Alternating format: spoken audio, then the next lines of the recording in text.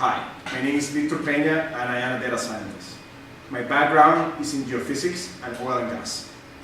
For this project, I decided to predict natural gas demand in the US. Let's start with a few words on the motivation for this project. On the upper left corner, we can see the global demand for energy and how natural gas accounts for roughly 1/4 of that demand. For the US, after oil, natural gas is the most dominant source of energy overall.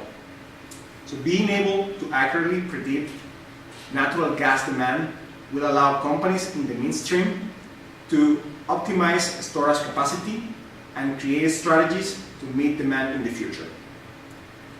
The way that I'm trying to solve this is by combining production, population, weather, and storage information to create a forecast of the natural gas demand in the future. Here is a set of technology that I use to collect, combine, process, model, and analyze my information. The way that I gathered the data was by scraping natural gas production, storage, and consumption from the Energy Information Administration, weather from the National Oceanic and Atmospheric Administration, and population through the Census Department. After collecting all this information for the last 10 years, I prepared it, combined it together, and did some feature engineering.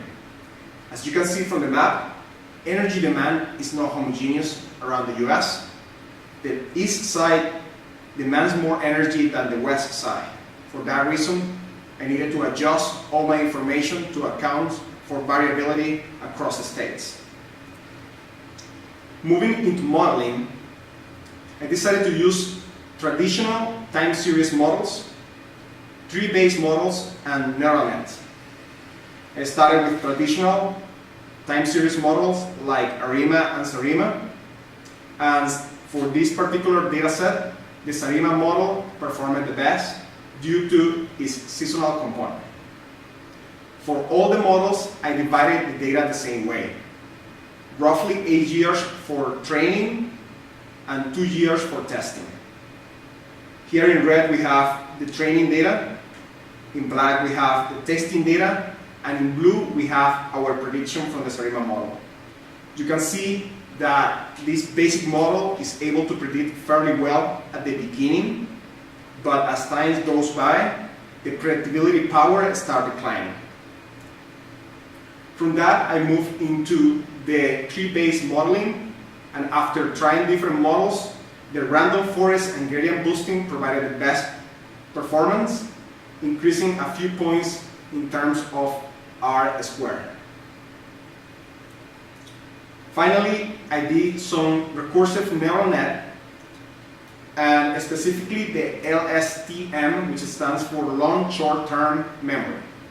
The way it works is by feeding back the output of the previous neural net to the next neural net as part of the input. You can see how this model outperformed the other 3 models by far.